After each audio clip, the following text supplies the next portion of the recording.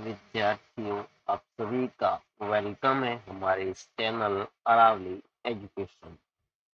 आज फाइनली कक्षा 9वीं की वार्षिक परीक्षा 2024-25 की 24 अप्रैल 2025 को होने वाली सूचना प्रौद्योगिकी अवधारणा यानी कि concept of information technology first computer subject का पेपर फाइनली मेरे पास आ चुका है और इस वीडियो के अंदर मैं आपको उस पेपर को दिखाने वाला हूँ।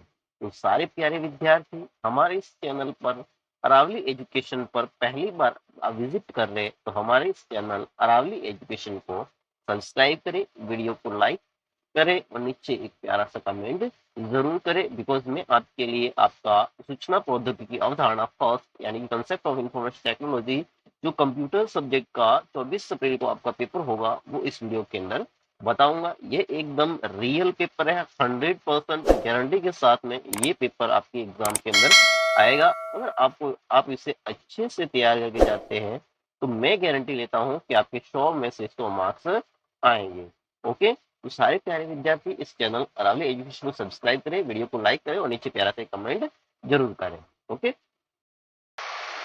तो करते हैं आपके इस पेपर के सॉल्यूशन की शुरुआत। ये आपका पेपर है जो कि 3 घंटे 15 मिनट का रहेगा और मैक्सिमम मार्क्स आपके 100 रहेंगे।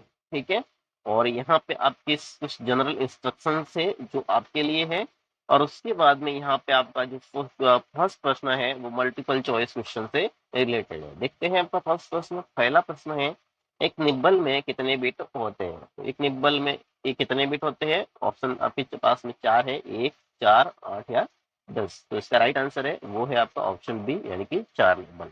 नेक्स्ट है आपका प्रश्न नंबर 2। प्रश्न नंबर 2 है, ऑक्टल नंबर सिस्टम की बेस संख्या होती है। ठीक है ना, तो ऑक्टल नंबर सिस्टम की बेस संख्या क्या होती है? 5, 1, 8 या 2। तो यहाँ पे इसका राइट आंसर है वो है आपका ऑप्शन सी यानी कि 8 ऑक्टल नंबर होता है। ठीक है, उसका बेस नंबर। नेक्स्ट है प्रश्न नंबर 3। प्रश्न नंबर 3 है, कंप्यूटर का पार्ट्स जिसे हम छू सकते हैं कहलाते हैं। तो parts of computer which are touch और सी बाय ह्यूमन, जिसको इंसान देख के टच कर सकता है उन्हें क्या कहते हैं? हार्डवेयर कहते हैं, सॉफ्टवेयर कहते हैं, प्रोग्राम कहते हैं, नेटवर्क कहते हैं। ऑब्वियसली उसको क्या कहते हैं? हार्डवेयर, यानी कि ऑप्शन ए है वैसे एकदम राइट आंसर रहेगा। नेक्स्ट बढ़ते हैं अगले प्रश्न की तरफ। अगला प्रश्न है आपका प्रश्न नंबर 4। प्रश्न नंबर 4 है, माउस क्या है? इनपुट डिवाइस है, आउटपुट डिवाइस है, इंटरनेट डिवाइस है, डिस्प्ले डिवाइस है। तो माउस क्या है? माउस एक आपका इनपुट डिवाइस है, यानी कि ऑप्शन ए है वो इसका एकदम राइट आंसर है। तो इस तरह से 1 से लेकर के आपके 4 है वो एमसीक्यू पूछे गए हैं और आप इन चारों को अच्छे से रट के जाए, क्योंकि ये चारों के चारों एमसीक्यू आपकी 24 अप्रैल को होने वाले एग्जाम के अंदर 100% छपेंगे। नेक्स्ट है आपका और वेरी शॉर्ट आंसर टाइप के हैं। तो इसमें आपका प्रश्न नंबर 5 है, सर्च इंजन के नाम लिखिए। यहाँ पे आपको सर्च इंजन के नाम लिखने हैं। वो यहाँ वैसे तो बहुत सारे होते हैं लेकिन वेरी शॉर्ट आंसर टाइप में है तो 4-5 आपको लिखने ही पड़ेंगे। तो यहाँ मैं कुछ लिख के बताता हूँ, आप उसमें अच्छे से कुछ आपको जो अच्छे लगते हैं वो याद करके जा सकते हैं। आपका गूगल हो गया, उसके बाद आपका आ गया याहू आ गया। नेक्स्ट आपका याहू है, ये भी एक सर्च इंजन है। उसके बाद आपका माइक्रोसॉफ्ट का एक और है जिसका नाम है एज, माइक्रोसॉफ्ट एज है। और उसके बाद आपका एक डक डक गो नाम करके एक और है। ठीक है ना, एक ये भी सर्च इंजन है। उसके बाद में एक ask.com और है, ये भी एक सर्च इंजन है। और उसके बाद में आपका एक बैडू, BAIDU, ठीक है ना, ये भी एक तरह का सर्च इंजन है। तो ये मैंने कुछ सर्च इंजन के नाम लिखे हैं, इनमें से जो आपको अच्छे से याद होते हैं वो 5 आप याद करके जा सकते हैं। नेक्स्ट है आपका प्रश्न नंबर 6। प्रश्न नंबर 6 है, हार्ड कॉपी क्या होती है बताइए, यानी कि what is hard copy, hard copy के बारे में बताना है। तो यहाँ पे मैं आपको इसका आंसर लिख रहा हूँ, आप इसको अच्छे से याद कर सकते हैं। जैसे कि कागज का सॉरी कागज के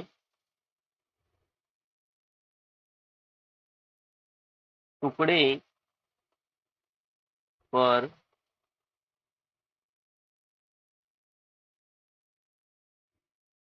दस्तावेज की भौतिक प्रेत,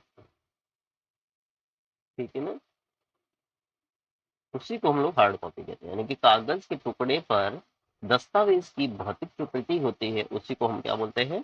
हार्ड कॉपी कहते हैं। नेक्स्ट है आपका प्रश्न नंबर 7। प्रश्न नंबर 7 है, MS वर्ड में डेटा को कॉपी करने की शॉर्टकट की क्या होती है? तो एमएस वर्ड में डेटा कॉपी करने की जो शॉर्टकट की होती है वो होती है आपकी कंट्रोल प्लस सी, ठीक है ना। नेक्स्ट है आपका प्रश्न नंबर 8। प्रश्न नंबर 8 है ऑपरेटिंग सिस्टम विंडोज के विभिन्न संस्करणों के नाम लिखिए। तो यहाँ पे इसके लिए थोड़ी सी स्पेस चाहिए, मैं यहाँ से इसको हटा देता हूँ। आप इस वीडियो को रोक करके इसे आप नोट कर लें और इसको याद करें, ठीक है। तो मैंने यहाँ से इसको हटा दिया है ताकि हम नेक्स्ट आंसर लिख सकते हैं।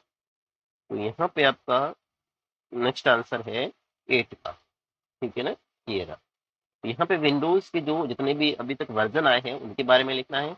तो जैसे कि विंडोज के लिए जो पहला आया था, ठीक है ना, स्टार्टिंग में जो कि था आपका विंडोज 95, उसके बाद में विंडोज 98, उसके बाद में आपका जो विंडोज आया था 2001 आया था, उसके बाद में विंडोज 2007 आया था, उसके बाद में विंडोज 8 आया, उसके बाद में 8.1 आया, उसके बाद विंडोज 10 आया और अब जो करंटली चल रहा है विंडोज 11, ठीक है ना। इस तरह से ये विंडोज से कुछ वर्जन है उनको आपको लिखना है, ठीक है। नेक्स्ट है आपका प्रश्न नंबर 9। प्रश्न नंबर 9 के अंदर कुछ फुल फॉर्म्स है, जैसे कि निम्न फुल फॉर्म में लिखिए, ठीक है ना, राइट डाउन फुल फॉर्म। तो यहाँ पे कुछ फुल फॉर्म लिखनी है, तो हम थोड़ा सा इसको ऊपर ले लेते हैं, अब यहाँ से लिखते हैं, ठीक है ना। तो फर्स्ट है आपकी WAN, जो मोस्ट इम्पोर्टेंट है, ठीक है ना। WAN हर बार पूछी जाती है और इस बार भी पूछी गई है। तो WAN का वैन का पूरा नाम होता है, एक तो इसका होता है W से होता है वाइड, और A से बन गया आपका एरिया, और N for network, wide area network, एक हो गया। नेक्स्ट स्टेप 2, दूसरे में क्या है ALU। तो ALU, A से बन गया आपका अरिथमेटिक, अरिथमेटिक, और L से बन गया आपका लॉजिकल, और U से बन गया आपका यूनिट। इसके बाद में CUP नहीं है, CPU है, ठीक है ना, ये मिसप्रिंट हुआ है, ये CPU है, ठीक है ना। तो CPU का है। C से बन गया आपका सेंट्रल, और P से बन गया आपका प्रोसेसिंग, और U से बन गया आपका unit, central processing unit. Next है आपका ई कॉमर्स। ई कॉमर्स में ई से मतलब है आपका इलेक्ट्रॉनिक,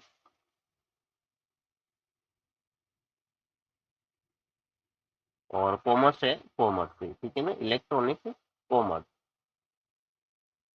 नेक्स्ट है आपका यूपीआई। यूपीआई के अंदर यू से है आपका यूनिफाइड, और पी से है पेमेंट, और आई से है interface, unified payment interface. Next है आपका रोम। रोम में आर से मतलब है आपका रीड, ओ से है ओनली, और एम फॉर मेमोरी। नेक्स्ट है यूआरएल। यूआरएल के अंदर यू से है आपका यूनिवर्सल,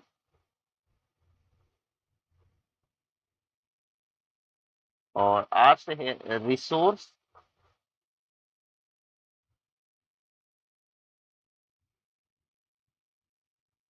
और एल से है आपका locator, universal list resource locator, ठीक है। नेक्स्ट आपका सीयू। सीयू में सी से है आपका कंट्रोल, और यू से है आपका यूनिट। तो इस तरह से ये आपके 8 फुल फॉर्म पूछी गई है। आप इनको अच्छे से रट के जाए, वीडियो को रोक करके इसका स्क्रीनशॉट ले ले, और या फिर इसको नोट डाउन कर ले और अच्छे से याद करके जाए। नेक्स्ट बढ़ते हैं अगले प्रश्न के ऊपर। अगला प्रश्न है आपका प्रश्न नंबर 10। प्रश्न नंबर 10 है कि एमएस ऑफिस की एप्लीकेशंस के नाम लिखो तथा पावर पॉइंट के उपयोग लिखिए। तो वैसे तो एप्लीकेशन बहुत सारी होती है, तो यहाँ पे हम लोग लिखते हैं जैसे कि आपका एमएस वर्ड हो गया, ठीक है ना, ये भी एमएस की एप्लीकेशन है। उसके बाद में आपका एक्सेल हो गया, एमएस एक्सेल। उसके बाद आपका एमएस पावर पॉइंट हो गया।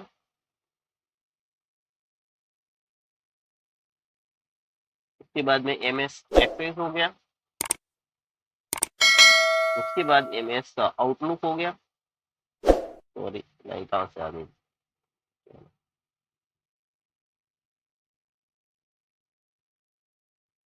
आउटलुक हो गया। ये क्या है, आपकी MS ऑफिस की एप्लीकेशन है, ठीक है ना। अब इसमें से जो पावर पॉइंट है उसका क्या यूज है वो आपको लिखना है। जैसे कि स्लाइड बनाने के लिए, प्रेजेंटेशन बनाने के लिए पावर पॉइंट का यूज होता है, इसके बारे में आपको लिखना है। नेक्स्ट है आपका प्रश्न नंबर 11। प्रश्न नंबर 11 है MS वर्ड में नई फाइल बनाने की विधि लिखिए। तो नई फाइल कैसे बनाते हैं, न्यू पर क्लिक, सॉरी, आपको सबसे पहले क्लिक करना है, फाइल पर क्लिक करना है, उसके बाद में आपको न्यू पर क्लिक करना है। तो इस तरह से आपकी न्यू फाइल बन जाएगी। या फिर इसका एक शॉर्टकट तरीका है जिसमें आपको Ctrl+N आपको प्रेस करना है कीबोर्ड से, तो आपकी एक न्यू फाइल क्रिएट हो जाएगी। नेक्स्ट है आपका प्रश्न नंबर 12। प्रश्न नंबर 12 है कंप्यूटर में उपयोग होने वाले स्टोरेज डिवाइसेस कितने प्रकार के होते हैं, नाम लिखिए। तो यहाँ पे 2 प्रकार के होते हैं कंप्यूटर में, तो जो स्टोरेज डिवाइसेस होती है वो 2 प्रकार की होती है। एक तो होती है आपकी मेन मेमोरी, ठीक है ना, मेन मेमोरी, या फिर इसी को हम बोलते हैं प्राइमरी मेमोरी, ठीक है। दूसरी होती है वो होती है आपकी सेकेंडरी मेमोरी, सेकेंडरी मेमोरी, या फिर इसी को हम बोलते हैं ऑक्सिलरी मेमोरी, ऑक्सिलरी मेमोरी, ठीक है ना। मेन मेमोरी के अंदर आपकी रैम आ जाती है, आपकी कैश मेमोरी आती है, रजिस्टर आते हैं। इस तरह से ये आपकी मेन मेमोरी प्राइमरी मेमोरी में आती है। और सेकेंडरी मेमोरी में आपकी जो हार्ड डिस्क है, हार्ड डिस्क आती है।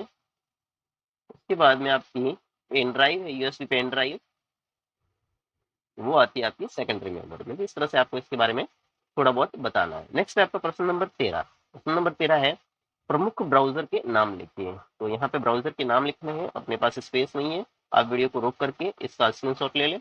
मैं इसको इरेज कर रहा हूँ नेक्स्ट आंसर के लिए।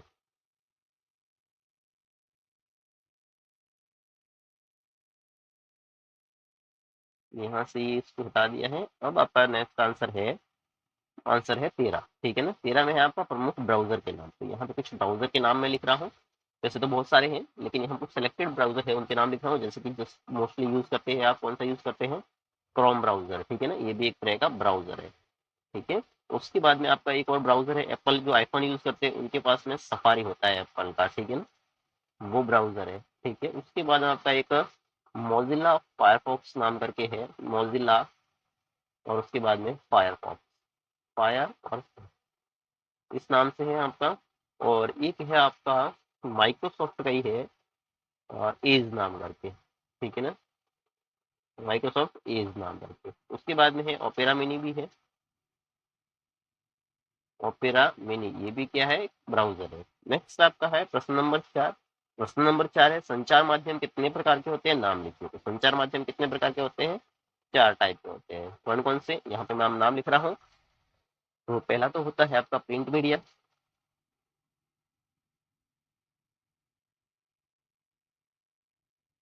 ठीक है। दूसरे नंबर पे आता है आपका इलेक्ट्रॉनिक मीडिया, ठीक है।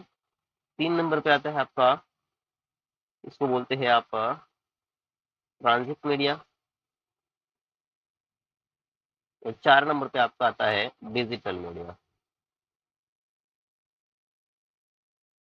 नेक्स्ट है आपका प्रश्न नंबर 15। प्रश्न नंबर 15 है ई लर्निंग को समझाइए। इलेक्ट्रॉनिक हम जो लर्निंग करते हैं, जैसे यूट्यूब से पढ़ना, कुछ एप्लीकेशन से पढ़ना, गूगल से पढ़ना, वो सारी क्या है, ई लर्निंग है, ठीक है। नेक्स्ट है आपका प्रश्न नंबर 16। प्रश्न नंबर 16 है कंप्यूटर का ब्लॉक डायग्राम बनाकर विभिन्न भागों का वर्णन कीजिए। आपको कंप्यूटर का एक ब्लॉक डायग्राम बनाना है और उसके जो पार्ट्स है उनका आपको यहाँ पे एक्सप्लेन करना है। तो यहाँ पे मैं इसकी एक इमेज बता रहा हूँ, आप उसको अच्छे से याद कर लीजिए। ये आपका ब्लॉक डायग्राम है कंप्यूटर का, इसकी जो पार्ट्स है आपको इनके बारे में अच्छे से एक्सप्लेन भी आगे करना है। तो ये आपको इमेज दिख रही होगी, यही है कंप्यूटर का ब्लॉक डायग्राम। नेक्स्ट बढ़ते हैं अगले प्रश्न की तरफ। अगला प्रश्न है प्रश्न नंबर 17। विद्यालय में ICT लैब की महत्वता को समझाइए तथा ICT लैब होने वाले फायदे व नुकसान लिखिए। इसमें आपको ICT लैब की जो इम्पोर्टेंस है वो बतानी है, इससे क्या एडवांटेज है और इसकी क्या डिसएडवांटेज है उसके बारे में आपको बताना है। नेक्स्ट है प्रश्न नंबर 18। प्रश्न नंबर 18 है इंटरनेट से होने वाले लाभ व हानियों के बारे में लिखिए।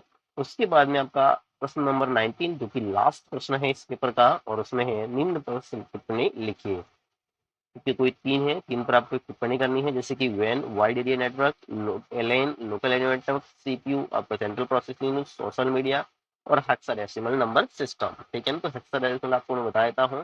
जैसे कि वैन है तो आपका जो इंटरनेट होता है वो वैन का एग्जाम्पल है। लोकल एरिया नेटवर्क जो ऑफिस के अंदर नेटवर्क एस्टैब्लिश किया जाता है वो आपका लेन होता है। सीपीयू होता है जो कि सेंट्रल प्रोसेसिंग यूनिट होती है। जो सोशल मीडिया आप जानते ही है क्या होता है।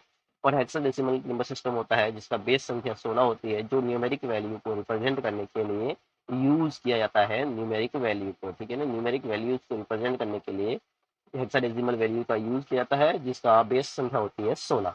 तो इस तरह से आपका जो पेपर है 24 अप्रैल वाला पेपर आईसीटी का, ठीक है ना, वो मैंने फाइनली यहाँ पे आपको करवा दिया है।